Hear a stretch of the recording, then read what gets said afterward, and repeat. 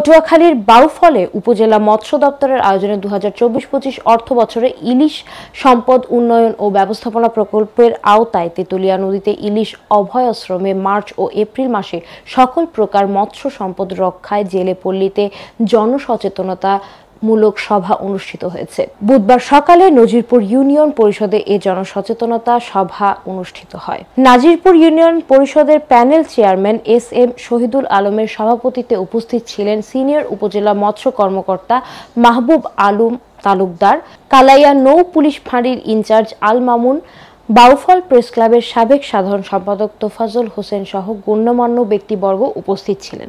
আগামী 1 মার্চ থেকে 30 এপ্রিল পর্যন্ত 2 মাস অভয়াশ্রম এলাকায় জাটকা সহ সব ধরনের মাছ আহরণ, মজুদ, পরিবহন ও ক্রয় বিক্রয় নিষিদ্ধ থাকবে।